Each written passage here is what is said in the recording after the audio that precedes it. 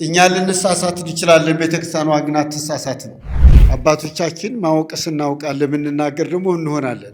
ዛሬ የምናጉረመርምበት ሳይሆን ወደ እግዚአብሔር የምንጸልይበት ዕለት ነው። ብፁዕ አባታችን አቡነ መቃርዮስ በኢትዮጵያ ኦርቶዶክስ ተዋሕዶ ቤተክርስቲያን የምዕራብ ካናዳ ሀገረ ስብከት ሊቀ ጳጳስ፣ የቅዱስ ሲኖዶስ አባል፣ ክቡር አባታችን መጋቤ ሐዲስ ፍስሐ በኢትዮጵያ ኦርቶዶክስ ተዋሕዶ ቤተክርስቲያን የጠቅላይ ቤተ ክህነት የገዳማት መምሪያ ክፍል ዋና ጸሐፊ፣ ክቡር አባታችን መልአከ ገነት ቄስ አደራጀው ከፍያለው የማዕከላዊ ጎንደር የምስራቅ በለሳ ቤተ ክህነት ወረዳ ስራ አስኪያጅ፣ ክቡር አባታችን አባ ብርሃነ ሰላም ሞሐባው የሙታንሳ ማር ቅዱስ ሚካኤል ገዳም ቄሰ ገበዝ፣ የተከበራችሁ የመንግስትና የግል የሚዲያ አካላት በሙሉ ጥሪያችንን አክብራችሁ የተገኛችሁ ሁላችሁም እግዚአብሔር ፍጹም ሰላም እንደምን አረፈዳችሁ እያልን መርሃ ግብራችንን በጸሎት እንጀምራለን። ጸሎቱንም ያደርጉልን ብፁዕነታቸው ብፁዕ አባታችን አቡነ መቃርዮስ በኢትዮጵያ ኦርቶዶክስ ተዋሕዶ ቤተክርስቲያን የምዕራብ ካናዳ ሀገረ ስብከት ሊቀ ጳጳስ ይሆናሉ። ሁላችንም ለጸሎት ከያለንበት እንነሳ። በስመ አብ ወወልድ ወመንፈስ ቅዱስ አሐዱ አምላክ አሜን። እግዚአብሔር አምላካችን ሆይ እናመሰግንሃለን። ጉባኤያችንን ስብሰባችንን አንተ እንድትባርክልን አንተ እንድትቀድስልን ዘንድ እንለምንሃለን። ይህ ዘመን የበረከት ዘመን አድርግልን። ይህ ዘመን የሰላም ዘመን አድርግልን። ይህ ዘመን የስምምነት ዘመን አድርግልን። ይህ ዘመን በሀገራችን ላይ ያለው ጦርነት የሚወገድበት ዘመን አድርግልን። ለሕዝባችን መጽናናት፣ ለሕዝባችን ሰላም ትሰጥልን ዘንድ እንለምንሃለን።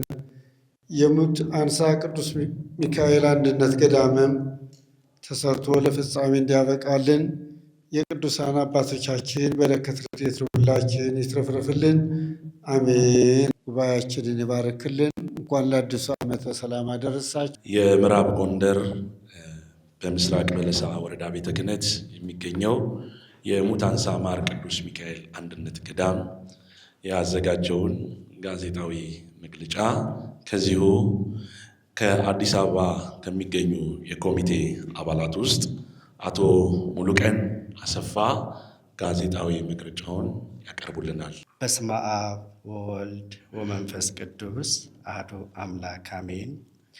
ብፁዕ አባታችን አቡነ መቃርዮስ የካናዳ ሀገረ ስብከት ሊቀ ጳጳስና የቅዱስ ሲኖዶስ አባል፣ መንፈሳዊ ተልእኮ ተቀብላችሁ ለአገልግሎት የምትፋጠኑ ብፁዓን ሊቃነ ጳጳሳት፣ ሊቃውንተ ቤተ ክርስቲያን፣ ካህናትና ዲያቆናት፣ የመንግስትና የግል የሚዲያ ተቋማት፣ የማህበራዊ ሚዲያ ባለሙያዎችና ጥሪ የተደረገላችሁ ተጋባዥ እንግዶች ጥሪያችንን አክብራችሁ ስለተገኛችሁ በልዑል እግዚአብሔር ስም ልባዊ ምስጋናችንን ለማቅረብ እንወዳለን። ወደ ዕለቱ ጋዜጣዊ መግለጫ ከመግባታችን በፊት ሐዋርያው ቅዱስ ዮሐንስ በራእዩ እነሆ ሁሉን አዲስ አደርጋለሁ፣ አዲስ ሰማይና አዲስ ምድርን አየሁ፣ ፊተኛው ሰማይና ፊተኛይቱ ምድር አልፈዋልና ባህርም ወደፊት የለም በማለት እንደተናገረው በማያልቀው ቸርነቱ መግቦቱና ጠብቆቱ የዘመናት ባለቤት ልዑል እግዚአብሔር ወቅትን እያፈራረቀ አዲስ ዓመትን ይሰጠናል። ዛሬም ቁጣውና ምሕረቱ በደላችንን በትዕግሥት አሳልፎን ለ2018 ዓ.ም የዘመን መለወጫ ደርሰናል። እዚህ የተገኛችሁ እንግዶቻችን፣ ይህንን መርሃ ግብር በቀጥታ ስርጭት የምትከታተሉ በተለያየ ሁኔታ ውስጥና በተለያየ የዓለም ክፍል የምትገኙ ኢትዮጵያውያንና ትውልደ ኢትዮጵያውያን እንኳን ከዘመነ ማቴዎስ ወደ ዘመነ ማርቆስ በሰላም አሸጋገረን።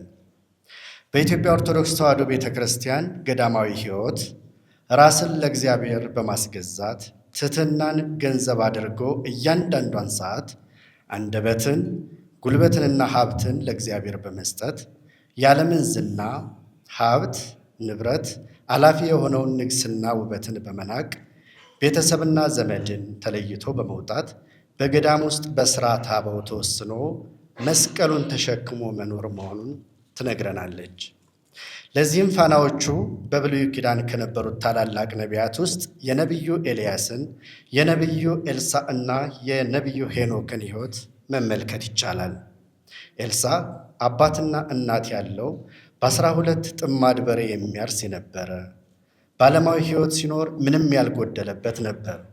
ነገር ግን የእግዚአብሔር ነቢይ ኤልያስ ተከተለኝ ብሎ ጥሪ ሲያቀርብለት ምንም ሳያቅማማ በሬዎቹን አርዶ ለሕዝቡ አብልቶ አባትና እናቱን ተሰናብቶ ወደ ቀርሜሎስ ተራራ፣ ወደ ምድረ በዳ፣ ወደ በረሃ ነቢዩ ኤልያስን ተከትሎ ወጣ። ነቢዩ ሄኖክም ቤተሰብ መስርቶ የሚኖር የነበረ ነገር ግን የበለጠ እግዚአብሔርን ለማገልገል ስለፈለገ አኗኗርና አካሄዱን ከእግዚአብሔር ጋር በማድረጉ እግዚአብሔር ሰውሮታል። በአዲስ ኪዳንም ሕይወትን በጌታችን ገዳማዊ ሕይወትን በጌታችን በኢየሱስ ክርስቶስ ተባርኮና ሥርዓቱ ተዘርግቶ ተሰጥቶናል። የአዳምን በደል ይሽር ዘንድ በሥጋ ከድንግል ማርያም የተወለደው መድኃኔ ዓለም ይህ ሕይወት የቅድስና መሆኑን እንድንረዳው ከሁሉ አስቀድሞ የባረከው መሆኑን ልብ ልንለው ይገባል። በነቢያትና በሐዋርያት ያላበቃው ገዳማዊ ሕይወት በእግረ ልቦና የሚከተሏቸው ብዙ ቅዱሳን፣ ንዑዳን፣ ብሩካን፣ ጻድቃን አባቶቻችንና እናቶቻችን በፍጹም ተጋድሎ ለጽድቅ በቅተው ገዳማዊ ሕይወት ገድሉንና ትሩፋትን ኖረው አሳይተውናል። ቅዱስ ጳውሎስ በዕብራውያን መልእክቱ ላይ የነቢያትና የሐዋርያትን ተጋድሎ እንዲህ ሲል ያስረዳናል። በድንጋይ ተወግረው ሞቱ፣ ተፈትነው በመጋዝ ተሰንጥቀው በሰይፍ ተገድለው ሞቱ፣ ሁሉን እያጡ መከራን እየተቀበሉ እየተጨነቁ የበግና የፍየል ሌጦ ለብሰው ዞሩ። ዓለም አልተገባቸውምና በምድረ በዳ በተራራ በዋሻና በምድር ጉድጓድ ተቅበዘበዙ ይላል። ስለ ስሜ ቤቱን ወንድምና እህቶቹን ወይም አባትና እናቱን ሀብትና ንብረቱን የተወ ሁሉ 100 እጥፍ ይቀበላል የተባለው ዓለምን ንቀው ለተከተሉት ገዳማውያን ጭምር የተነገረ ቃል መሆኑን ቤተ ክርስቲያናችን ታስተምረናለች። ዛሬም በተለያዩ ገዳማት ውስጥ ግርማ ሌሊቱን ድምፀ አራዊቱን ታግሰው ስለ ዓለም ሰላም ድህነት ሌት ተቀን የሚማጸኑ በሱባኤና ባርመሞ ያሉ መነኮሳይትና መነኮሳት ይገኛሉ። ከነዚህ መካከል በሙታንሳ ማር ቅዱስ ሚካኤል አንድነት ገዳም የሚገኙ መነኮሳትን መጥቀስ ይቻላል። ከዚህ ቀደም እንደሚታወሰው የካቲት 14 ቀን 2017 ዓ.ም በአዲስ አበባ ዋቢ ሸበሌ ሆቴል በተሰጠው ጋዜጣዊ መግለጫ በገዳሙ የነበሩ ችግሮች፣ የተሰሩ ስራዎችና በቀጣይ የሚሰሩ እቅዶችን በተመለከተ ዝርዝር ጉዳዮች ተነስተዋል። ገዳማውያኑ የሚቀምሱት እህል፣ የሚለብሱት ልብስ እንዲሁም በሱባኤ የሚወሰኑበት ባት እንደሌላቸው በተፈጥሯዊና ሰው ሰራሽ አደጋዎች እየተፈተኑ መሆናቸው ይታወሳል። ያሉባቸውን ዘርፈ ብዙ ተግዳሮቶች ከግምት በማስገባት ከሕዝበ ክርስቲያኑና ከተቋማት በተገኙ ድጋፎች የእህልና የአልባሳት ድጋፍ የተደረገ ሲሆን የእናቶች ባት ግንባታ ተጠናቆ እናቶችን ማስገባት ተችሏል። ገዳሙ በኢኮኖሚ ነፃነት እንዲኖረው ራሱን እንዲችል ለማድረግ በጠቅላይ ቤተ ክህነትና በሀገረ ስብከቱ ዕውቅና በገዳሙ ስም የባንክ አካውንቶች ተከፍተው ይፋ ተደርጓል። ገዳሙም የተለያዩ ፕሮጀክቶችን በወረዳ ቤተ ክህነት በሀገረ ስብከትና በጠቅላይ ቤተ ክህነት ጸድቆ በሊቃነ ጳጳሳት ቡራኬና የቅርብ ክትትል እየተደረገበት ከምዕመናን በሚገኘው ድጋፍ ስራዎች እየተሰሩ ይገኛሉ። እነዚህን የልማት ስራዎችን ለማከናወን የሚያስችል ገቢ የማሰባሰብ ሂደት እቅዶችን በመንደፍና በመዋቅራዊ ተግባራዊ ለማድረግ እየተንቀሳቀስን እንገኛለን።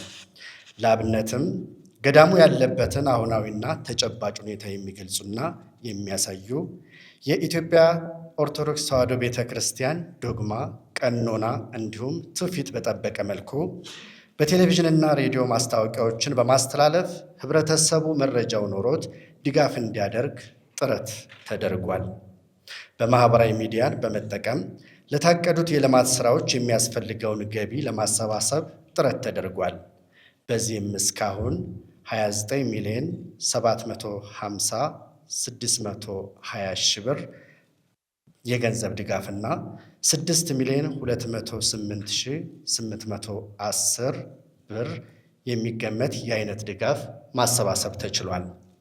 በሙታንሳ ማር ቅዱስ ሚካኤል አንድነት ገዳም የተጀመረው ፕሮጀክት 18 ወራትን ያስቆጠረ ሲሆን በእነዚህ ጊዜያት በመጀመሪያው ምዕራፍ የፕሮጀክቱን ከ45 በመቶ በላይ ማሳካት ተችሏል። ከነዚህም መካከል የእናቶች በዓትና የእንግዳ ማረፊያ በጥሩ ሁኔታ ተገንብቷል። ለገዳማዊኑ እንቅስቃሴ የማይመችና አዳጋች የነበረው መንገድ 179 ሜትር ተራራ ተቦርብሮ በአርማታ ደረጃ ተሰርቶለት አገልግሎት መስጠት ጀምሯል። የቤተ እግዚአብሔር ግንባታ ተከናውኖ ሙሉ ቁሳቁስ ተሟልቶ እየተገለገሉበት ይገኛል። በተደጋጋሚ የሚገጥመውን የምግብ አቅርቦት ችግርና የአቅም ውስንነት በተወሰነ መልኩ ተፈቷል። በዘላቂነት ለመቅረፍም ጥረት እየተደረገ ይገኛል። ምንኩስናና ስራ የአንድ ሳንቲም ሁለት ገጽታዎች በመሆናቸው ገዳማውያኑ የዕደ ጥበብ ውጤቶች የሚያመርቱበትን ማምረቻ ሼድ ግንባታም ተከናውኗል። ለስራው የሚያስፈልጉ መሳሪያዎችና የጥሬ ዕቃ ግብዓቶችም ተሟልተዋል። ስለ ስራው ክህሎትና እውቀት እንዲኖራቸው መነኮሳት ሙያዊ ስልጠና በብቁ ባለሙያዎች እንዲወስዱ ተደርጓል። የሻማና የጠዋፍ መስሪያ ማሽኖች ግዥ ተፈጽሞ ወደ ምርት ተገብቷል። አካባቢው በረሃማና በተደጋጋሚ በድርቅ የሚጠቃ በመሆኑ የአካባቢ ጥበቃ ስራዎች እየተከናወኑ ይገኛሉ። ወደ ገዳሙ የሚያደርስ 8 ኪሎ ሜትር ደረጃ 1 የጠጠር መንገድ ተሰርቶ ለአካባቢው ህብረተሰብ ጭምር አገልግሎት በመስጠት ላይ ይገኛል። አስቸጋሪ የነበረው የጋቢዮን መልክዓ ምድር እጅጉኑ በአማረ መልኩ ተገንብቶ ተጠናቋል። በሐሙሴት ከተማ የገዳሙን ራስን የመቻል እንቅስቃሴ ለማጠናከር የንዋያተ ቅዱሳት መሸጫ እንዲሁም የችርቻሮና የጅምላ መሸጫ ሱቆች ተከፍተዋል። ለእናቶች መነኮሳይት ብቻ አገልግሎት የሚሰጥ ደረጃውን የጠበቀ ሻወርና የመጸዳጃ ቤት ተገንብቷል። ለግንባታ አገልግሎት የሚውል የሲሚንቶ ማቡኪያ ማሽን፣ የብረታ ብረትና የእንጨት መስሪያ ማሽኖች ግዥ ተፈጽሟል። ከመንግስት ተቋማትና ከሚመለከታቸው አካላት ጋር ውይይቶችን በማድረግ የገዳሙ ይዞታ ህጋዊ የማድረግ ስራ ተከናውኗል።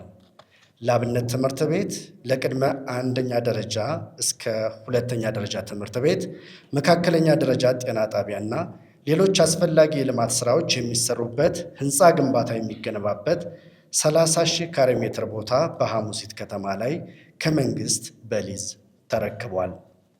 ገዳሙን ከማስተዋወቅና ግንዛቤ ከመፍጠር አኳያ በቤተ ክርስቲያን አገልግሎት ላይ የሚገኙ ብፁዓን ሊቃነ ጳጳሳት፣ ሊቃውንተ ቤተ ክርስቲያን፣ መምህራነ ወንጌልና ዘማሪያን ቦታው ድረስ ተገኝተው ገዳሙ ያለበትን ሁኔታና እየተሰሩ ያለ ስራዎችን እንዲመለከቱ ተደርጓል። የቅዱስ ሚካኤል በረከቱን ምልጃውንና ታምሩን የሚገልጽና ገዳሙን ከማስተዋወቅ አኳያ በዲያቆን አቤል መክበብ ማር ሚካኤል የሚል ዝማሬ ተሰርቶ ቀረጻውን በገዳሙ ላይ ተከናውኖ በማቶት ሚዲያ አማካኝነት ለሕዝብ እንዲደርስ ተደርጓል። አሁንም በእይታ ላይ ይገኛል። የቤተ ክርስቲያን አሐቲ እንደመሆኗ ትኩረታቸውን ሃይማኖታዊ ይዘት ላይ አድርገው ከሚሰሩ ሚዲያዎች ጋር በመተባበር ገዳሙን ለምዕመን ተደራሽ እናደርጋለን ባልነው መሰረት በተለያዩ ሚዲያዎች ዘጋቢ ፊልሞችንና ሰፊ ማብራሪያዎችን ለምዕመኑ ተደራሽ ተደርጓል። ከገዳሙ ወደ ጸበል ቦታና ከጸበልተኞች ማደሪያ ወደ ጸበል ቦታ የሚወስደው አስቸጋሪ የተራራ መንገድ የነበረ ሲሆን ተራራው እየተቆረጠ ደረጃ ተሰርቶለት ለአቅመ ደካሞችና በሕመም ላይ ሆነው ፈውስን ለሚጠብቁ ጭምር ለእንቅስቃሴ ምቹ እንዲሆን ተደርጎ ግንባታው ተጠናቋል። በገዳሙ የሚታየው የልማት እንቅስቃሴ አበረታች የሚባል ቢሆንም ገዳማውያኑ ካሉበት ችግር አንጻር በተሻለ ፍጥነት መስራት እንዳይከናወኑ ግን ተግዳሮቶች ማጋጠማቸው አልቀረም።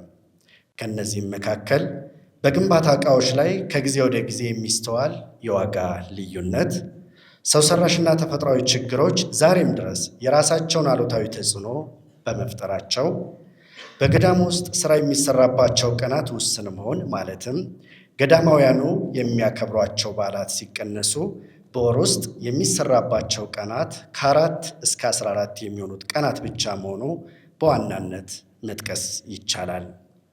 እነዚህ ተግዳሮቶች ተቋቁሞ እያለፈ እስካሁንም የተከናወኑ ስራዎች በተለይም የእናቶችን ችግር በመቅረፍ ደረጃ ጥሩና ገንቢዎች ናቸው። ይህ የልማት ስራ ቀጣይነቱን ወደ አባቶች መነኮሳት በማድረግም ስራው ተጀምረዋል።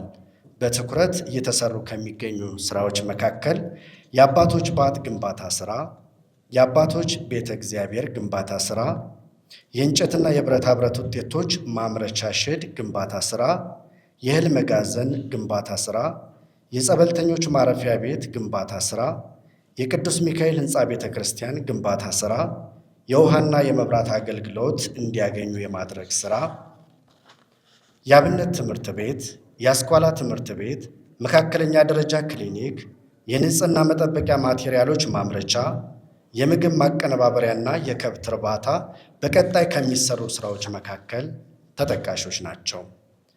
በገዳሙ የሚከናወኑ የልማት ስራዎችን ከፍጻሜ አድርሶ ገዳማውያኑን ካሉባቸው ተደራራቢ ችግሮች እንዲወጡ ለማድረግ በቀጣይ ለሚሰሩ የልማት ስራዎች ማከናወኛ 210 ሚሊዮን ብር የሚያስፈልግ ሲሆን 2 ዓመት ከ6 ወር እስከ 3 ዓመት ያህል ይህንኑ የልማት ስራ ለማጠናቀቅ የግንባታ ወቅት የሚያስፈልግ በመሆኑ ለዚህ የሚሆን ድጋፍ ለማሰባሰብ የተለያዩ መርሃ ግብሮች የሚከናወኑ ይሆናል። ለአብነትም ጥቅምት 16 ቀን 2018 ዓ.ም ከቀኑ 5 ሰዓት ጀምሮ በሚሊኒየም አዳራሽ ገዳማዊ ልማት ለቤተ ክርስቲያን ትሩፋት በሚል መሪ ቃል ብፁዓን ሊቃነ ጳጳሳትና ሊቃውንተ ቤተ ክርስቲያን በተገኙበት የገቢ ማሰባሰቢያ ጉባኤ ይኖረናል። ይህ ጉባኤ ሰፊና ከ10 ሺህ በላይ ሰዎች ይታደሙበታል ተብሎ የሚጠበቅ ጉባኤ ሲሆን በእኛ በኩልም ዝግጅታችንን አጠናቀናል። በተመሳሳይ መልኩ በጎንደርና በባህር ዳር ከተሞች ጉባኤዎች የሚካሄዱ ይሆናል። የተለያዩ ባዛሮችን በማዘጋጀት በገዳሙ ላይ የሚመረቱ ምርቶችን ለምዕመኑ ተደራሽ እንዲሆኑ ይደረጋል። የተለያዩ ሽልማቶችን የያዙ የሎተሪ ዕጣዎች ተዘጋጅተው ለምዕመኑ የሚቀርቡ ይሆናል። በተለያዩ ሚዲያ ገጾች አሁንም እየሰራናቸው ያሉ ገዳሙን የማስተዋወቅና ገቢ የማሰባሰብ ስራም ይቀጥላል። በፍትሐ ነገሥት ፍትሕ መንፈሳዊ አንቀጽ 16 ቁጥር 125 እስከ 127 እንደተገለጸው ምጽዋት ምሕረት ነው። እግዚአብሔር ከሰጪዎች ጋር የሚሰጥ ከተቀባዮች ጋር ሆኖ የሚቀበል በመስጠትና በመቀበል በሰዎች መካከል መተሳሰብና መረዳዳት እንዲኖር ባለጸግነትን ለባለጸጎች የሚሰጠው ከእነርሱ የሚያንሱትን እንዲያስተናግዱበት ነው ይላል። ስጡ ይሰጣችኋል ተብሏልና በምጽዋት የተጠቀሙ ብዙዎች ናቸው። በቅዱስ ወንጌል እንደምናነበው ምናሴ ጠላቶቹ ከመከሩበት መቅዘፍት የዳነው ምጽዋትን በመመጽወቱ ነው። የጌታን ትእዛዝ ፍቃድና ትምህርት መሠረት አድርገው ያስተማሩ ቅዱሳን ሐዋርያት ካለው የሚሰጥ ብፁዕ ነው በሚል ኃይለ ቃል የምጽዋትን ነገር ትኩረት ሰጥተውት እናገኛለን። ከዚህ በተጨማሪ በመጽሐፍ ቅዱስ ላይም በሰፊው ስለ ምጽዋትና ከመስጠት ስለሚገኘው በረከት ተጽፎ እናገኛለን። ጠቢቡ ሰለሞንም ለድሃ ቸርነትን የሚያደርግ ለእግዚአብሔር ያበድራል፣ በጎነቱንም መልሶ ይከፍለዋል ይላል። ዛሬም በዚህ በእኛ ዘመን ለዓለሙ ሰላም፣ ለሰው ልጆች ሁሉ ድህነት ዘወትር የሚማጸኑት እነዚህ ገዳማውያን በተለያዩ ችግሮች እየተፈተኑ ነውና ያሉባቸው ችግሮች ተፈተውላቸው ዓለሙን ትተው የሄዱበትን የምንኩስና ሕይወት ፈጣሪን መማጸን ላይ ብቻ ትኩረት እንዲያደርጉ ሁሉም ምዕመን ባለው በጸጋ በእውቀቱ በጉልበቱና በገንዘቡ ድጋፍ እንዲያደርግ በልዑል እግዚአብሔር ስም ጥሪ እናቀርባለን። ወስብሐት ለእግዚአብሔር። በተለይ ለእናንተ ላመሰግን የምፈልገው የሚዲያ አካላት እናመሰግናችኋለን። ሁልጊዜ በማስታወቂያ ስራችሁ የሙት አንሳ ቅዱስ ሚካኤል አንድነት ገዳም እንደ መመሪያ አድርጋችሁ ብትይዙት እግዚአብሔር በበረከት ይጎበኛችኋል። የገዳማት አባቶች በረከት ረድኤትም አይለያችሁ። እናመሰግናችኋለን። በዚህ በመቀጠልም ማህበረ ቁስቋም የሚያደርገው እንቅስቃሴ ልባዊ ምስጋናችንን እናመሰግናለን። ብዙዎች መግለጫ በሚሰጥበት ጊዜ የምትናገሩ ሰዎች አላችሁ። አባቶቻችን ማወቅስ እናውቃለን፣ የምንናገር ደግሞ እንሆናለን፣ እናልቃለን። ዛሬ የምናጉረመርምበት ሳይሆን ወደ እግዚአብሔር የምንጸልይበት ዕለት ነው፣ ወቅት ነው፣ ሰዓት ነው።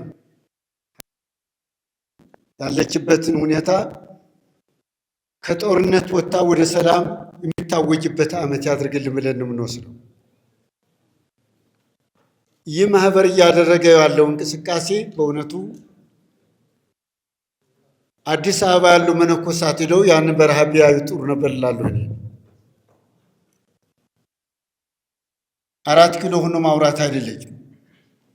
የቅድስና ስፍራ ያሉትን ወደ ገዳማትን ሄዶ መመልከት፣ እነዚያ ያሉትን በሙት አንሳ ቅዱስ ሚካኤል አንድነት ገዳም የወንዶቹ ቤት ማየት ያስለቅሳል፣ ያስለቅሳል። በመላው ዓለም የምትገኙ ኢትዮጵያውያን ገዳሙ ቤተክርስቲያኑ መሰራት አለበት። የአባቶች ማረፊያ መሰራት አለበት። ትምህርት ቤቱ መሰራት አለበት። ሆስፒታሉ መሰራት አለበት። የጀመራችሁት እቅድ ያስደስታል። እግዚአብሔር ይባርካችሁ እንላለን። በጣም ጠንካራ ልጆች አሉ። በማህበሩ የተደራጁ በማህበሩ የተጠናከሩ ጎበዞች አሉና ጥንካሬያችሁን እግዚአብሔር እየባረከ እየቀደሰ ጉልበት እንዲሰጣችሁ እግዚአብሔር ይፍቀድላችሁ እላለሁ። እናንተ ሚዲያ አካላት ቤተክርስቲያናችሁ ውደዷት። እኛ ልንሳሳት እንችላለን፣ ቤተክርስቲያኗ ግን አትሳሳትም። ነገም አለች፣ ወደፊትም ትኖራለች። እኛ ልንሞት እንችላለን፣ ልጆቻችን ሊቀጥሉ ይችላሉ። ስለዚህ መልእክት ለማስተላለፍ ሚዲያችሁን ይዛችሁ የመጣችሁ በእውነቱ በማህበሩ ስም ልባዊ ምስጋና እናቀርባለሁ። ይህ ገዳም እንስራው። ይህ ገዳም ተሰርቶ ለፍጻሜ እንድናበቃ በአረብ ዓለም ያላችሁ፣ በእስራኤል ያላችሁ፣ በአውሮፓ ያላችሁ፣ በአውስትራሊያ ያላችሁ፣ በካናዳና በአሜሪካ በአፍሪካ ሀገርም ያላችሁ በተለያየ ዓለም የኢትዮጵያ ሕዝብ ያልተበተነበት የለምና ለዚህ ገዳም እንድትረዱ መልእክቴን አስተላልፋለሁ። ስላዳመጣችሁኝ አመሰግናለሁ። እዮሃ አበባዬ መስከረም ጠባዬ። በአደይ አበባ በዚህ ወር ላይ ሰላም የሚታወጅበት ምሕረት የሚታወጅበት ያድርግልን። ሀገራችን ሕዝባችንን ከጭንቀት ሕዝባችንን ከስጋት አምላካችንን ይጠብቅልን። የአምላካችን ቅዱስ ፈቃድ ይሁንልን። ወስብሐት ለእግዚአብሔር አሜን። እግዚአብሔር አምላክ ሆይ እናመሰግናለን። ጉባኤያችንን የባረከ አምላካችን ሆይ ይህ ወራት የበረከት ወራት፣ ይህ ወራት የስምምነት ወራት፣ ይህ ወራት የፍቅር ወራት አድርግልን ዘንድ እንለምንሃለን። የታመሙትን የሚፈወስበት፣ የተጨነቁትን የሚጽናኑበት፣ የታመሙትን የሚፈወስበት ዓመት ያድርግልን። የምሕረት ዓመት፣ የሰላም ዓመት፣ የደስታ ዓመት፣ የሰው ልጆች የሚደሰቱበት ዓመት ያድርግልን።